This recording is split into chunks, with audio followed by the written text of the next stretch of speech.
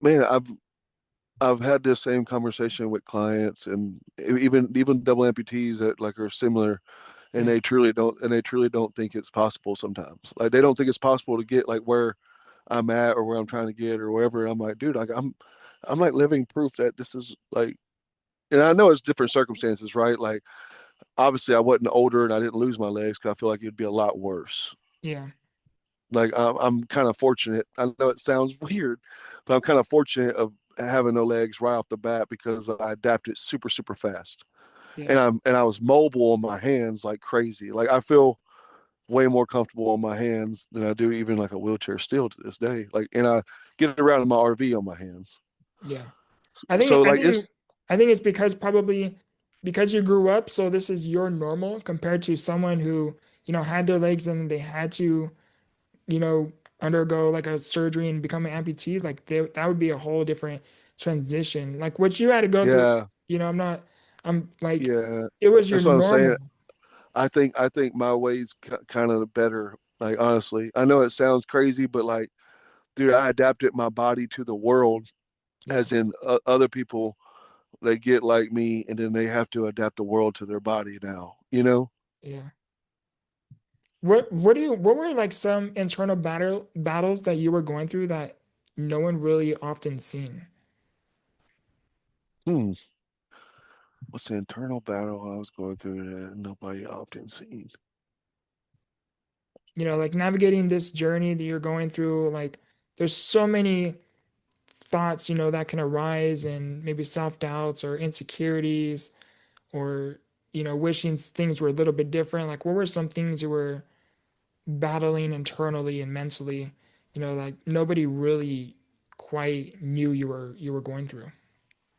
Well, I feel like I was a pretty insecure dude until like my junior year of high school. Mhm. Yeah, like, and then I would just like, I would think like, I remember thinking at an early age that like, damn, no girl's gonna want this. You know what I mean? And to be honest, like kids can be kind of ruthless, mean. You know what I mean? Like so, Yeah. like I'm like, no girl's gonna, think I'm like good enough or whatever. I remember like battling with that at first. And then but once my junior year hit, for some reason, I was just like, I don't care about girls. I'm about to have fun and just be like me, you know? And Yeah. I don't know why that flipped for me. And then honestly, if I'm being completely honest, the girls came to me after that. Like I Yeah. didn't chase women no more. They were kind of like when I was worried about having fun and being me, women started approaching me a little bit more than me trying to get a girl off. You became a And chick magnet. no, I wish I was, man, but I mean, yeah, it got a little bit easier. I will say that, Yeah. and like because it's fun is contagious, especially when and it's attractive. So Yeah. when a girl or I don't know, whatever. But when you're looking at somebody that has every reason in the world to have a frown on their face, but this person's got a smile, we're having fun, and and the fun's contagious. So you want part of that fun, Yeah. and you want to know why this son bitch got such a big smile on his face to be in that circumstance. You know what I mean? So Yep. like, I feel like I was approachable. I made it really approachable. Yeah.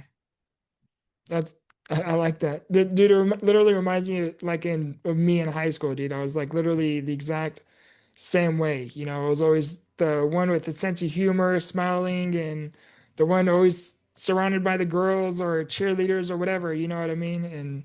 And yeah, it's literally you just gotta become approachable and just, people gravitate towards that. Like, are people going to have stupid questions? Yes, dude. You're going to deal Yeah. with stupidity no matter what. Like, Yeah. and people are automatically going to judge you. You have to know that. You know what I mean? Yeah. Like beforehand. I mean, I still got people that think like I'm helpless as hell. I mean, because they don't know me. They're just like, they'll try to open a door. They'll try to help me put my chair in the car. I'm like, oh my God, you're making this 10 times worse. Yeah. But it just happens. Then When you got to roll with the punches and just you know, be open minded and realize that these people don't know. Like a lot of them are just curious, and a lot of people aren't asking shit in malice either. They'll just kind of like Yeah. they're not saying nothing to truly like make you mad, but their questions will kind of. I'm like, man, what? Like Like they're just like I've overly curious. I've had an old woman one time that was like, hey baby, was that military? And I was like, yeah, I was sorry. I was like, no, ma'am, I was actually born like this. Mm. And she said, mm, horrible way to live, huh? Oh, And it's I was like, horrible. damn. Like, I was like, like, geez, Louise, this lady just roasted me. But I was like, stuff like that. It's like, it'll irritate you, but like, she's just an old lady. What I mean? She ain't meaning no harm by it. She's saying just like, that's a hard way for somebody to live. I get it. But I was Yeah. like, at the time, I was like, mm. Oh, that's hilarious, dude. I'm sorry. That's horrible. I've had some weird ones, dude. Was when you were like growing up and everything, you know how you said you got your first job, was there, when you were trying to get your first job, did you ever begin to question your future or your purpose? Oh, yeah, I still do that.